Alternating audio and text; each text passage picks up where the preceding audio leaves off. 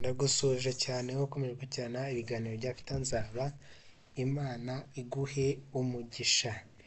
Niba warakanze subscribe uri umuntu ukomeye cyane, niba kandi utarakanda subscribe ndagusaba ukanda subscribe kugira ngo tujye tubana mu biganiro byacu bigiye bitandukanye. Kandi wibuke gukanda ku kazogera kugira ngo ujye uba uwa mbere mu kubona video tubashyiriraho. Uyu munsi rero tugiye kuganira ku bantu bafite imbaraga z'ikiganza, abafite igice cy'ukwezi mu kiganza. Uyu munsi rero turababwira kalendari y'isanzure y'ukwezi kwa Nyakanga 2025 ijyanye n'abafite igice cy'ukwezi mu kiganza.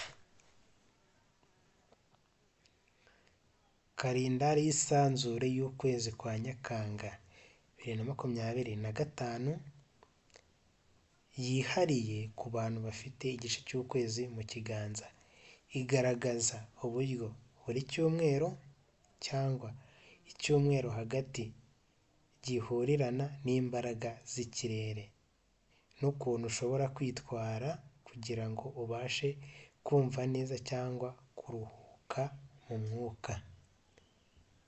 Kalendari y'isanzure ya Nyakanga 2025. Turagira itariki, tugere igihe cy'ukwezi, ibisobanuro by'isanzure, inama ku muntu ufite igice cy'ukwezi. Tugiye guhera ku itariki ya mbere Nyakanga kugera ku itariki 3 Nyakanga. Igihe cy'ukwezi, ukwezi kugabanuka, waning crescent. Ibisobanuro by'isanzure, igihe cyo gutuza no gutekereza ku byashize. Inama ku muntu ufite igice cy'ukwezi, rindira, senga cyangwa usubize amaso inyuma. Ku itariki ya 4 Nyakanga, ukwezi gushya, new moon. Ibisobanuro by'isanzure, intangiriro nshya, icyerekezo gishya. Inama ku muntu ufite igice cy'ukwezi, andika intego, ushobora guhabwa icyerekezo cy'umwuka. Ku itariki ya 5 n'iya 10 Nyakanga, igihe cy'ukwezi, ukwezi kuragenda kwiyongera, waxing. Ibisobanuro by'isanzure, imbaraga zizamuka buhoro buhoro. Inama ku muntu ufite igice cy'ukwezi, tangira ibyo wiyemeje gahoro gahoro, wihutira kubona ibisubizo. Itariki ya 11 kugera ku 18 Nyakanga, igihe cy'ukwezi, ukwezi kuzura, full moon.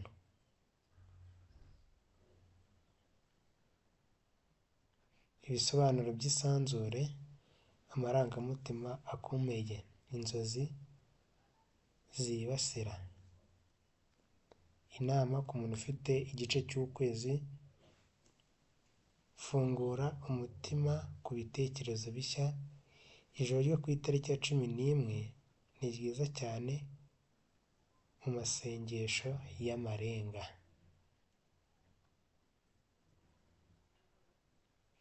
Tariki ya 19 kugera ku itariki ya 24 Nyakanga, igihe cy'ukwezi, ukwezi gutangira kugabanuka, waning gibbous. Ibisobanuro by'isanzure, igihe cyo gusohora ibyubatswe. inama ku muntu ufite igice cy'ukwezi, sangira n'abandi ibyo wagezeho, tangira gusohora umutwaro, ibintu bikuremereye ubyikureho. Ku itariki ya 25 kugera kuri 30 Nyakanga, igihe cy'ukwezi, ukwezi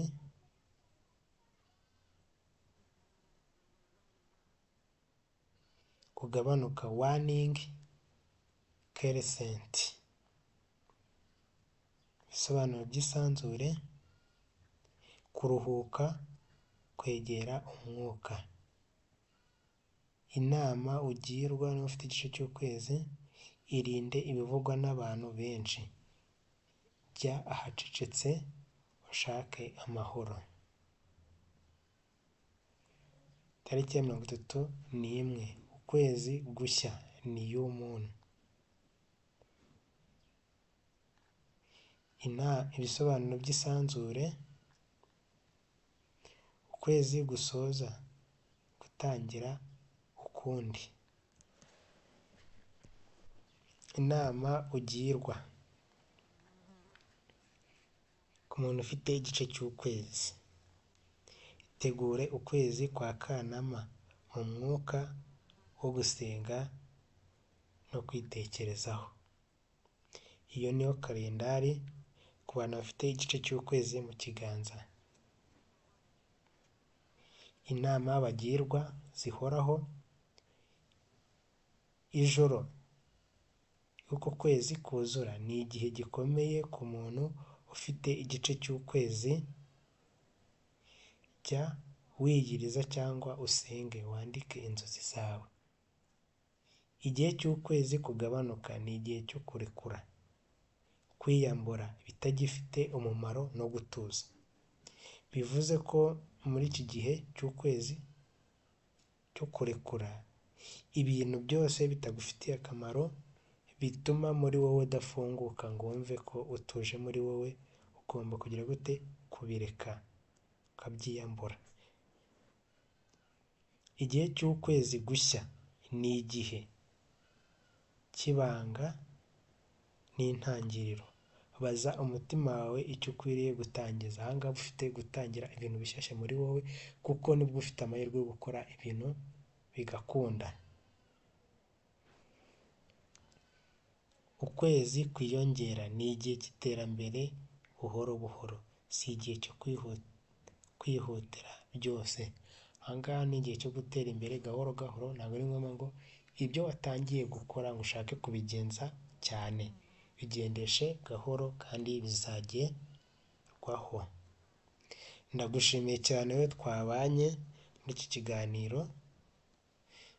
Ndagusaba ukanda subscribe kugira ngo tujye dukomeza kubana mu bindi biganiro bigiye bitandukanye.